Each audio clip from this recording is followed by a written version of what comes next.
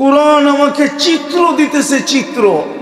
মা বোনদেরকে বলতেছি, আপনি কার ঘরের মেয়ে এটা বিষয় না, কার স্ত্রী এটা বিষয় না, কোন পরিবারের মেয়ে এটা বিষয় না, কোন পরিবারের পুত্রবধূ এটা বিষয় না। এটা যদি বিষয় হইতো, এটা যদি বিষয় হইতো, হায় হায় হায়, নূহ আলাইহিস সালামের স্ত্রীর জাহান্নামে যাওয়ার কোনো সুযোগ ছিল না। নবীর পোশাক আর যাবে জাহান্নামে।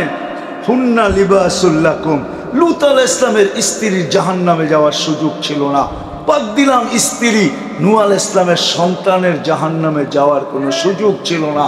সন্তান তো মা বাবার অংশ হয়, জুজিয়াত বাজিয়াত, মা বাবার অংশ। আল্লাহ রসুল ফাতেমা রাদিয়াল্লাহু তাআলা আনহাকে দেখতেন আর বলতেন, ফাতেমা তু বুযআতুম মিন্নি, ফাতেমা আমার অংশ, ফাতেমা আমার কলিজার টুকরা। মান আযাহা ফাকাদ আযানি, ফাতেমাকে যে কষ্ট দিবে সেজন্য আমাকে কষ্ট দিল, আমাকে যে কষ্ট দিল সেজন্য আল্লাহকে দিল, আর আল্লাহকে যে কষ্ট দিল তাকে জাহান্নামে নিক্ষেপ করা। নূহ আলাইহিস সালামের ছেলে আরো চিত্র।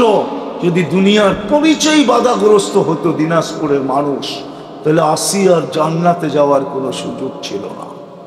কোরআন আজও বলে ফেরাউনের স্ত্রী ইমরাআতু ফিরআউন, কিন্তু আসিয়া এখন জান্নাতে।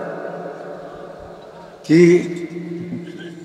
জান্নাতে? বাকিগুলা শুনাইলে তো হুজুর মানব না, এই জন্য শুনান বাদই দিলাম। আসিয়া এখনো জান্নাতে, দুনিয়ার থেকে জান্নাত দেখায় নিয়ে গেছেন। কিন্তু আসিয়া জান্নাত পাওয়ার পরও চেহারাটা মলিন ছিল। আল্লাহ বুঝা ফেলছে চেহারা মলিন কেন। আসিয়া ভাবতে ছিল জান্নাত তো পাইলাম, রাজা তো নাই, এই জান্নাতের মজাও নাই, আমারটা তো জান্নাতে যাবে না। তা আল্লাহ কানে কানে বলে দিছেন, আসিয়া জান্নাত দিছি তো রাজাও দিব। বলছে রাজা কে?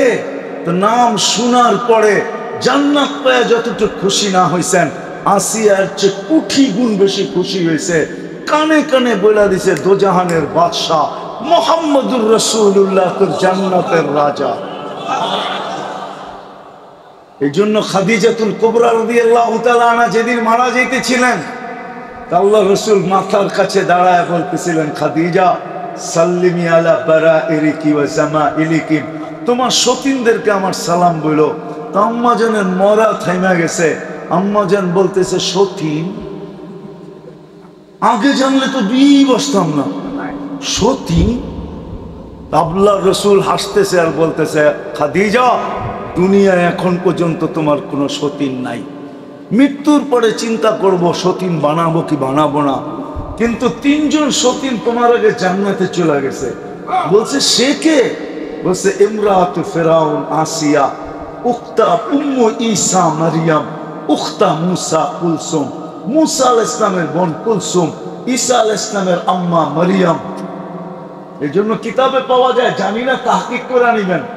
আল্লাহ রসুল যখন পেটে আসছে, তা একদিন তিনজন আমেনার কাছে আসছে স্বপ্নে, আর আয়েশা বলতেছে, আমেনা সালাম। বলছে তোমরা কারা? বলছে আমরা তো এই জান্নাতের স্ত্রী, দুনিয়ার দোজাহানের বাদশা তো তোমার পেটে চলে আসছে, আর কয়দিন পরেই তো আমাদের সাথে মিলবে, এই জন্য তোমাকে আমরা সালাম দিতে আসলাম। আমেনা সালাম, দোজাহানের বাদশা তোমার পেটে চলে আসছে। আমেনাকে এসে তিনজনে সালাম দিছেন। আমেনা স্যালুট।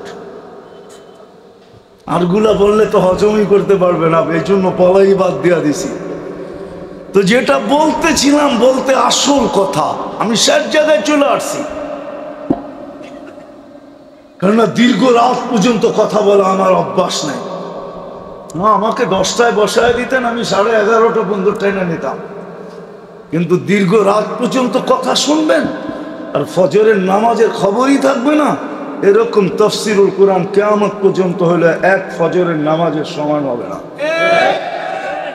ফজরের নামাজ জান্নাতের ticket ticket ticket ticket ticket ticket. শুধু ফাজাইলে ফজরের উপর একটা কিতাব আছে, ওলামারা পাইলে পড়া দেখেন, শুধু ফাজাইলে ফজর, ওইটার উপরেই একটা কিতাব লেখা হয়েছে। একজনে লেখে নাই, কয়েকজনে লেখছে। ফজরের নামাজ হলো জান্নাতের টিকিট। হায় হায় হায়, এই জন্যই ফজরের নাম ইন্না কুরআন আল ফজরি কানা মাশহুদা। ফজরের নামাজ মুর্দার সাথে সাথে জান্নাতের গেট পর্যন্ত বডিগার্ড হবে, বডিগার্ড হবে, ডাইনে হবে, বামে হবে, আগে হবে, পিছে হবে, মাশহুদা। সর্বক্ষেত্রে সে বলবে যেখানেই সমস্যা এখানে আমি, তুমি পাশে হটো, আমি জবাব দিব। ফেরেশতা জিজ্ঞাসা করবে কে? বলছে ফজরের নামাজ। কোরআনে লেখা আছে ইন্না কুরআন আল ফজরি কানা মাশহুদা। আমার দায়িত্ব এটা, একে আমি জান্নাতের গেট পর্যন্ত পৌঁছাবো। সরো, ওই ফজরের নামাজ ছুটে যাবে দীর্ঘ রাত পর্যন্ত বয়ান, এটাতে আমি পছন্দ করি না। আমি শেষ জায়গায় চলে আসছি, কবরে চলে যেতে হবে। কি চেহারা দেখা